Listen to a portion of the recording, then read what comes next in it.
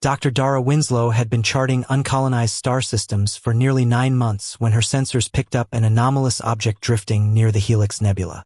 Unlike the usual debris from planetary collisions or mining operations, this one moved with erratic precision, twisting and rotating as if resisting the void.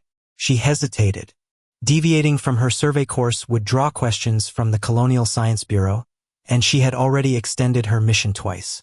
Yet there was something about the object's trajectory that gnawed at her, too deliberate to be random, too haphazard to be accidental. Dara altered course. The object resolved into a massive capsule, dwarfing her research vessel. Its surface was scarred with impact craters and burn marks, etched in a pattern that suggested a desperate struggle. As her ship closed the distance, her instruments began to glitch, unable to reconcile the capsule's composition. It was crystalline, metallic, and organic at once, as if nature and machinery had been fused. She deployed magnetic tethers and guided the capsule into her cargo bay. When the atmosphere cycled in, a sound reached her through the hull speakers, a raw, urgent scream. It was the cry of a predator. Young, instinctive, unmistakably lethal. Dara's training in xenobiology kicked in. Across dozens of species, she had studied warning signals, defensive displays, and territorial aggression. This scream was neither fear nor pain. It was a predator asserting its presence, testing its captor. Her fingers twitched toward the emergency lockdown sequence. Then the sound broke. The scream fractured, warping into something achingly familiar, sorrow. "Damn it!" she muttered, gripping her scanner. She advanced to the cargo bay. The capsule responded to her presence with shifting bioluminescent patterns, flickering like nervous pulses.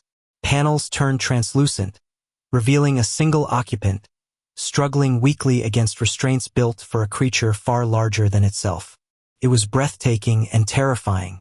Roughly the size of a large wolf, its body was sleek and muscular, covered in iridescent scales that shimmered between obsidian and deep crimson. 6 eyes glowed with golden fire, arranged in a pattern that exuded awareness and intelligence. A mouth filled with jagged crystalline teeth opened again in another scream, while retractable claws scratched the walls.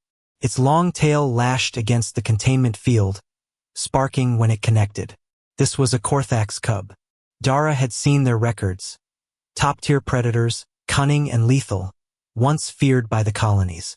Their species had been declared extinct 3 months prior, annihilated during the synthesis war by a civilization-consuming intelligence. The Corfax had fought to the last, refusing surrender even as their cities burned. Dara's hands shook as she worked to override the capsule's locks. The cub's 6 eyes followed her, chest heaving with exhaustion. When the final seal hissed open, the young creature lunged. It barely moved before collapsing, too weak from hunger and trauma. Dara caught it mid-fall. The cub was surprisingly light, radiating heat that made her recoil. Up close, the traces of youth were clear. Scales not yet hardened, claws still soft, eyes filled with confusion and fear. "Hey!" she whispered, crouching beside him. "I've got you." The cub snapped reflexively, teeth grazing her sleeve, and then slumped again. Its breathing was shallow, yet it was alive. Dara carried him to the medical bay, ignoring her own rational warnings. Corfax saliva could paralyze prey. Their instinct to hunt emerged very early, and even a cub could be deadly. By the time she prepared containment fields and protein synthesizers, the cub had drifted into a troubled sleep. Dara pored over the capsule's fragmented data. Despite damage from weapon strikes, enough remained to reconstruct a story. Warrior Pack Crimson Fong, final transmission. Our position is lost. The synthesis has breached our final stronghold. 1 cub survives. Striker of the Dusk Hunt carries our genetic memory. We entrust him to the void, hoping mercy exists somewhere in the stars. Dara slumped into her chair. The Corfax had been humanity's rivals, sometimes allies, often foes. Battles had been fought, lives lost on both sides. And now, this tiny creature represented the entirety of a vanished species.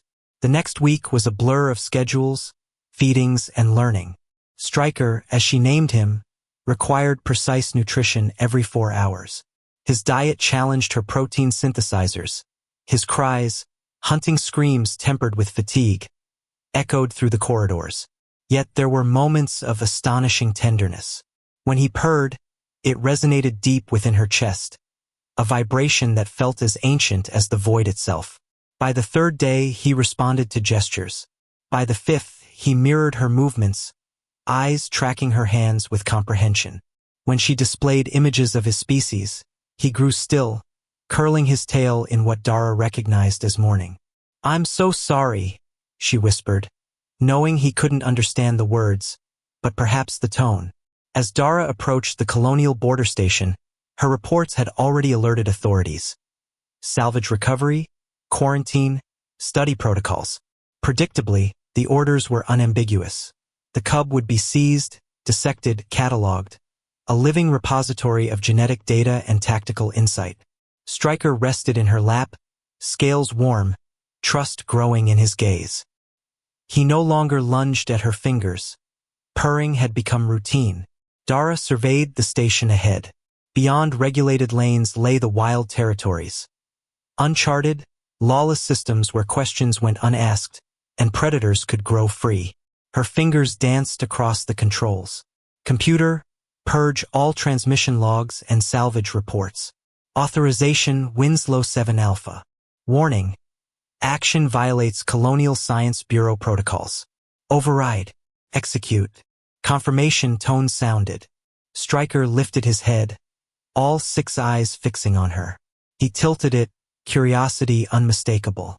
"We're not stopping," Dara said, running her hand across his scaled head. He leaned into her touch, purring louder. "No vivisection, no data mining.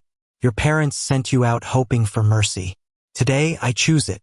Her ship leaped into the unmapped void. The capsule's final log replayed on her secondary display.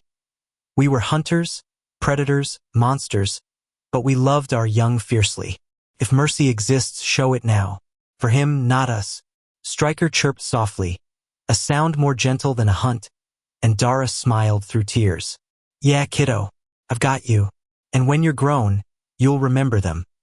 All the hunters who loved you enough to hope." The capsule powered down in the cargo bay. A new harmony filled Dara Winslow's ship, a human lullaby mingling with a young predator's purr. The last Corfax had found a den.